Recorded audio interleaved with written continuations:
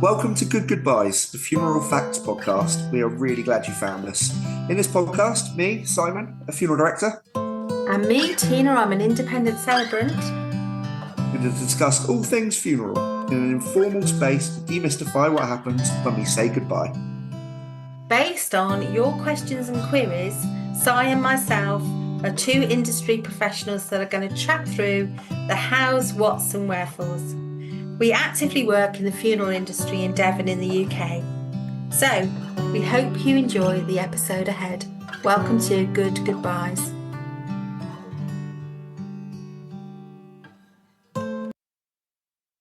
Welcome to Good Goodbyes with me, Si. And with me, Tina. Welcome, everybody. Thanks for joining us today. We are going to talk about bringing your loved one home after they have passed away, or keeping your loved one at home after they've passed away. This is something that was very, very common in the olden times, dare I say. Less so now, but is something that does still get requested. We thought it was worth having a sort of chat about so that you knew what little rules there are. It's more about being sensible than it is about rules. Yeah, and some cultures it's still more likely to happen. I've known Irish families or families of Irish descent, and they have been quite keen to have that person in their house for a while. I think traveller families also feel quite strongly about this. Would I be right in saying that, Si? Yeah, absolutely. And I think this comes from the original kind of term for wake, which is where people would gather at home before the funeral rather than after the funeral. And this is still the case, and especially in those communities where it's hugely family centric and everyone really still sort of lives in amongst their own community rather than separating as we kind of have gone on to do, where families are spread far and wide. In communities where everyone's all together, I think it's having their loved one back home and with them is really important. Yeah, and it does allow the family to have that more open access to their loved one. People can come and go from the house a bit more. You're not tied to the funeral director's opening hours and things like that for visiting. From a logistical point of view, it's something we're absolutely fine to do. Like, no funeral director is going to refuse it, but they're going to make you aware of things that might be a little bit uncomfortable. Obviously, embalming is going to be really, really vital to do this because you can't leave a body out and expect it not to start decomposing. That's just the harsh reality of it. And embalming will help kind of facilitate that extra time. But it also isn't the be all and end all. We then kind of say to families, if you've got some fans in the room, get some fans going, get the air temperature down as much as you can. Right now we're in the middle of a bit of a heat wave, aren't we? You can't imagine that having somebody at home in 30-degree heat is going to be a good thing for too long. So we almost. Sorry, go on. No, I was just going to say, as a nurse, I certainly know that you do want to keep the body or your person as cool as possible, and to slow down that deterioration, which is a natural process. And so you want to organise this as soon as possible, really. Yeah. And you've probably got 4 or 5 days before the physical changes really happen. Yeah. So if we can embalm kind of day 1, day 2, because we know this is going to happen, we can also then look at sort of some systems that are available. There's a product called a cover cool, which is a cooling mat that the body can be lay on top of, which will help kind of keep that temperature down as well. rather than being in a refrigerated space.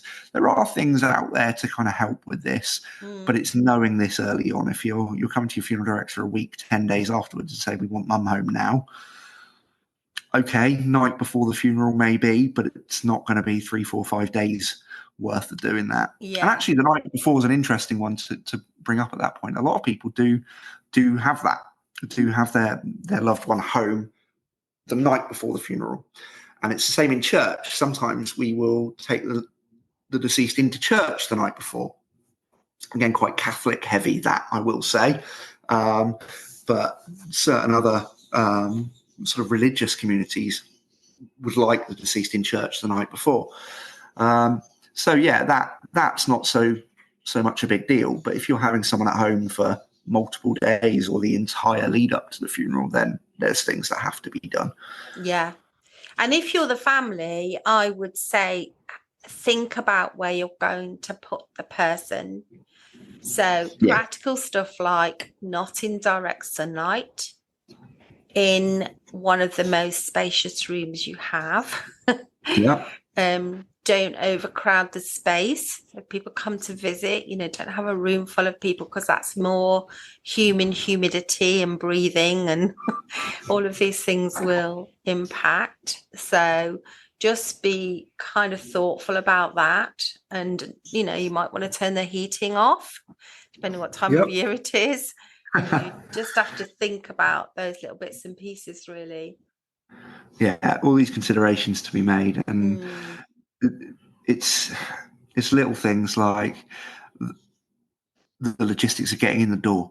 I've had a traveller funeral when I worked up in Kent, and they took the front window out because there was logistically no way that the coffin that they'd chosen, the size that it was getting in the house any other way.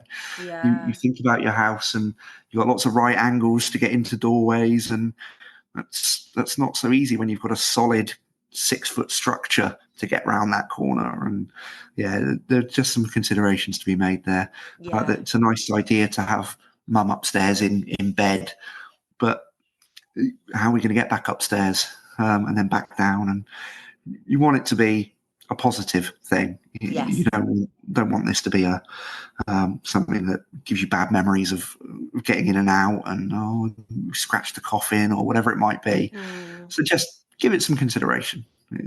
But nothing's insurmountable. No, exactly. But perfectly possible, as Sai's saying, and just seek advice from your funeral director, particularly. They really know their stuff about this. Absolutely. Well, that was a good little quick chat about that. But by all means, sort of ask some questions about the specifics. I think it's something that we don't hear of as often now, apart from, like we said, those sort of specific communities. But it really is something that, if it's important to you, it can be done. So have that conversation with your funeral director. Make sure you understand what it might entail and make a decision really early on whether this is going to happen and when it's going to happen. Perfect. Thank you, Sai. Thanks for joining us, and we'll catch you at the next one. You've been listening to Good Goobyes, the Funeral Facts podcast. Please do like, subscribe, comment and share. Drop any questions on our social media, on Instagram, or in the text option in the show notes.